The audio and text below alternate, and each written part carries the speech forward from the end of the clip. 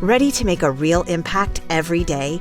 Join the Active Day Home Care team and help clients maintain their independence in the comfort of their own homes. Make a difference in someone's life as you provide essential daily assistance and protect their health and happiness. Earn up to $20 an hour and enjoy additional perks like optional daily pay, 401k, paid time off, ongoing educational training, and more. Join a team that values care, compassion, and your professional growth. Visit activeday.com to apply.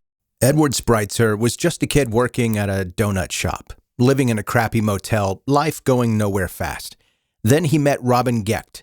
Robin seemed like he had it all together, a steady job and a family. What Edward didn't know was that Robin had trained under John Wayne Gacy, and Robin was building something twisted, a crew of lost guys who'd follow him anywhere, even into an attic where they turned murder into ritual. This is the story of how a donut shop employee became part of one of Chicago's most disturbing killing sprees. Before we dive in, if you like your true crime brief and bingeable, you're in the right place. Hit follow now for at least 2 new episodes every week. This is 10 Minute Murder. Let's get into it.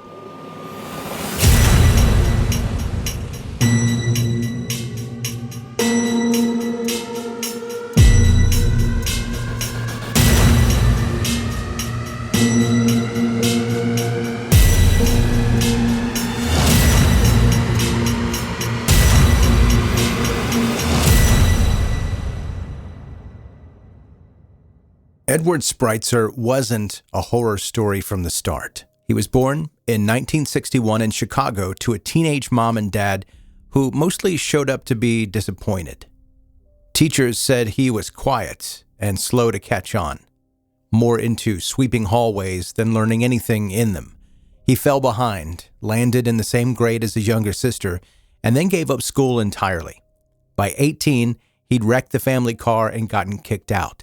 He ended up at the Briar Rabbit Motel and got a job at Winchell's Donuts, scraping by on whatever he could.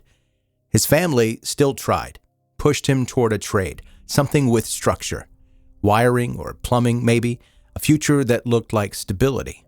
But then he met Robin Gecht, and everything went off the rails. Robin Gecht seemed put together, older, steady job, a family. To Edward, stuck at Winchell's and living in a motel, Robin looked like someone to follow. They met at the shop. Robin gave Edward a ride when his car broke down. That turned into a friendship. Robin had trained under John Wayne Gacy. Edward didn't know that, or he didn't care. He saw guidance. What he got was manipulation and a path straight into violence. Robin looked ordinary, but the rumors about him were anything but. He was accused of abusing his sister, and sex workers said he asked them to mutilate themselves for his pleasure. Some believed his wife had it even worse. This was the man that Edward admired, the one who offered advice and rides after work. Robin didn't just manipulate, he built a world where he controlled everything. After a shift at the donut shop, Robin Gecht offered Edward a ride, but he had other plans. He told Edward to hide in the back of the van, said they were going to pick up some whores. Robin explained the setup. He'd bring a woman into the van, drive somewhere isolated, then knock twice. That was Edward's cue to come out and help. With what? Robin didn't say. That night, they picked up 29-year-old Linda Sutton, mother of 2. When Edward stepped out, she was drugged and slumped in front of the seat. Robin dragged her into the woods. What Edward saw next was beyond comprehension. Robin had raped an open wound where Linda's breast had been, then cut off the other with a wire. He showed Edward how to do it like it was part of some sick routine.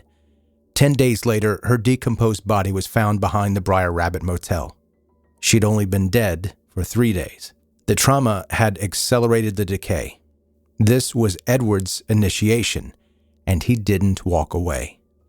After Linda Sutton's murder, Robin Gecht started building something that looked a lot less like a friend group and more like a cult. He brought in 2 brothers, Andrew and Thomas Kokorales.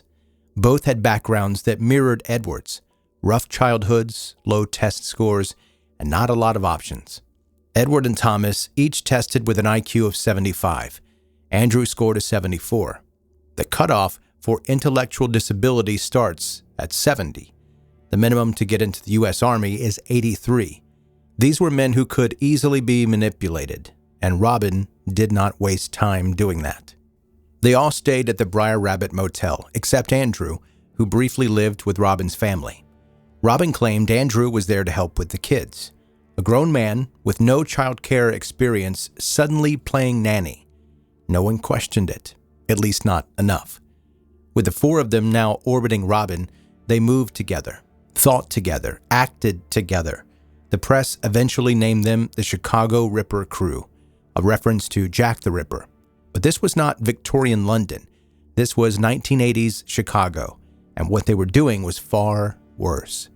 They were not robbing. They were not looking for power or revenge. This was about violence, about ritual, about control. And Robin's obsession with mutilation shaped everything they did. He was leading this group of lost men, shaping them into followers. And at the center of it all was an attic, a crude altar, and an obsession with mutilation that turned murder into ritual. After their attacks, the crew would bring their victims' severed breasts back to Robin's house.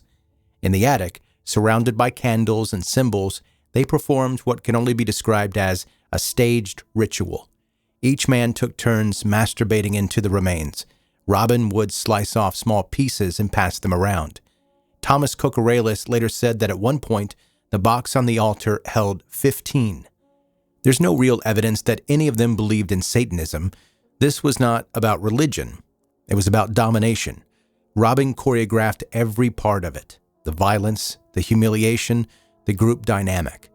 For them, killing was not the end point. It was just the beginning of something they repeated and reenacted until it became a routine. It was not just a belief system, it was theater. And Robin was running the show. Until this point, the Chicago Ripper Crew had focused on sex workers. But that changed in May of 1982. Lorraine Borowski was 21, working at a real estate office in the Chicago suburbs. One morning, she parked her car a few feet away from the front door and never made it inside. Edward Spreitzer and Andrew Kokoralis spotted her on the street, abducted her, and drove her to a secluded spot. What happened there was brutal. She was beaten, stabbed, and assaulted. The autopsy revealed broken bones and stab wounds from both a knife and something sharper, likely an ice pick. Her body was not discovered until 5 months later. By then, the evidence had mostly been erased by weather and time, but the violence still spoke for itself. Lorraine didn't match the profile of their other victims. She was not a sex worker. She was on her way to work, going through a normal day. That may be what makes this case even more terrifying. They weren't looking for a type, they were looking for a chance, and Lorraine happened to be there. 2 weeks after Lorraine Borowski was killed, the crew struck again. This time, the victim was Shuey Mack, a 30-year-old woman walking home after her shift at her family's restaurant. Robin pulled up the van and offered her a ride. She got in. Shuey fought back hard, but it didn't matter. Robin beat her while Edward held her down with a wire around her neck. Then Robin mutilated her body the same way he had done with Linda Sutton. There was no ritual this time, no attic, no altar. It was fast, violent, and chaotic. Shortly after, the crew changed course. One night, Robin spotted a group of men near a phone booth. He grabbed 2 guns and opened fire. 2 men were hit, and of the 2, 1 survived. There was no clear reasoning for that shooting, no pattern, no logic. It looked like the group was unraveling. Their attacks had started as calculated, now they were unpredictable. And then they targeted Beverly, Washington. That decision would end up costing them everything. Beverly, Washington was 30 years old and working the streets when Robin Gecht pulled up the van. He offered her a ride. She accepted. Once inside, the script played out just as it had before. Robin forced her to swallow a handful of pills. As she lost consciousness, he raped her. Then he mutilated her and dumped her near the train tracks, assuming she would die before anyone found her. But Beverly didn't die. She woke up, bleeding, drugged, and somehow still alive. She got help and was taken to the hospital, where she gave police a detailed statement. She remembered everything: Robin's face, the inside of the van, the way he acted. Her memory became the backbone of the investigation. With her description, police had a suspect, a van, and an address. They traced the vehicle back to Robin Gecht's home. When they arrived, he walked out and agreed to talk. Calm, detached, like this was no big deal. He claimed he had been with Edward that night, trying to create a cover for both of them. It didn't land. The detectives knew something was off. They arrested Robin, and once he was in custody, the rest of the crew started to break. The rest of the crew confessed. Edward Spreitzer and Andrew Kokoraleis admitted to 17 murders and blamed Robin for all of it. Thomas Kokoraleis joined them, leading police to an altar in Robin's attic. Edward got life in prison. Andrew was executed in 1987. That sparked a nationwide shift away from the death penalty. Thomas was sentenced to life, cooperated, and was released on parole in 2019. Robin, despite being at the center of it all, was never charged with murder. He was the only member of the gang to maintain his innocence. He was never tried for any of the murders due to lack of evidence. In 1983, he was convicted of attempted murder, aggravated kidnapping, deviant sexual assaults, and rape for the non-fatal rape and assault of Beverly Washington. He was sentenced to 120 years in prison and could walk free in 2042.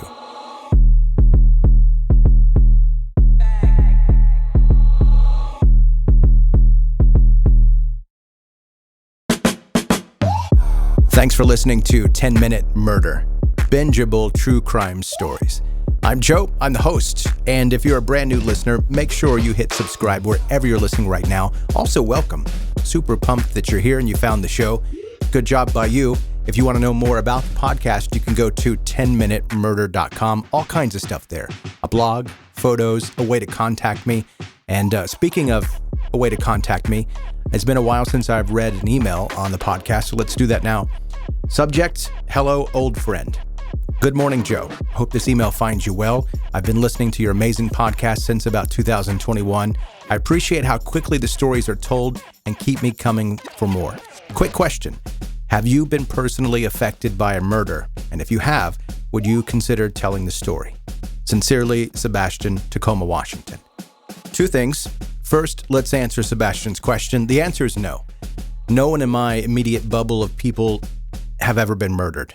But if you mean if I've been personally affected by murder, then the answer is yes, because I do so much research for this podcast that it keeps me up at night. It gives me nightmares. I've mentioned this before in the podcast. It's difficult to deal with sometimes because I research and read so much about true crime and specifically murder. So if you're asking in that way, yes, but if I've had family murdered or friends murdered, no, thank goodness. And part two of this is full disclosure. I know Sebastian. For a couple of years in my childhood, I lived in Germany. Sebastian and his brother Christian and their family, they lived in Germany at the same time, lived a couple of streets over, and they were like a second family to me. Anytime I walked out the front door, I was either going to their house or going somewhere where they would be. We did everything together just about. We were on the baseball team together. We swam at Aquatoll together, which was fun. We also rode horses through the vineyards. And one time they got really mad at us for running the horses and getting them all sweaty. I don't know exactly what they said because I don't speak German. Sebastian and Christian, they do, so they got the brunt of that. I just kind of stood there and tried to look innocent. But anyway, thanks for reaching out, Sebastian. I love you and your family. Hope you're doing well. And yes, definitely we'll continue to stay in touch. And that's going to do it. That is your episode for today. Thank you again for listening to 10-Minute Murder.